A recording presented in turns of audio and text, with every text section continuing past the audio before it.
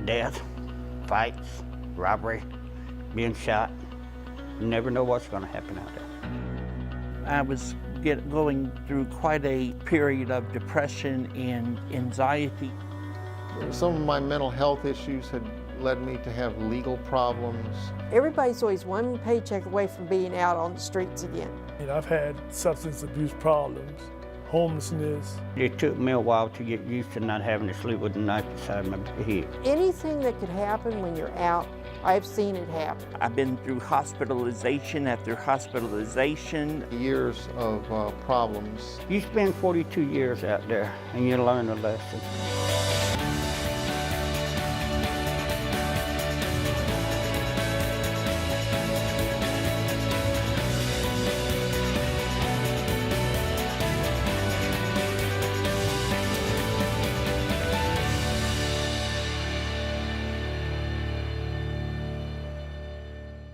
We cannot control other people. We cannot control it. And we cannot concentrate on what the other person does. Because he said it himself, he says, respect is something that you earn.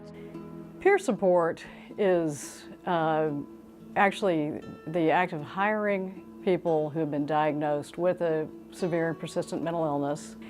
So these are folks who have experienced what it's like to have symptoms of mental illness or addiction.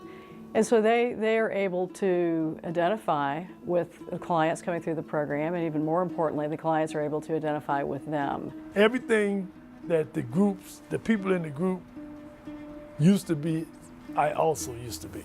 We all been there. Hey man, I mean, you know, your story ain't by itself. You in a big club. You in a big club. That's a big club, big membership. So don't feel bad, man. We stand out because we began employing consumers before there was any reimbursement mechanism in place. We thought it was the right thing to do.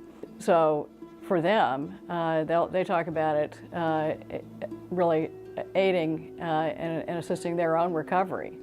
They've taken that walk and they've ended up not only doing well, but doing well and contributing back to other people.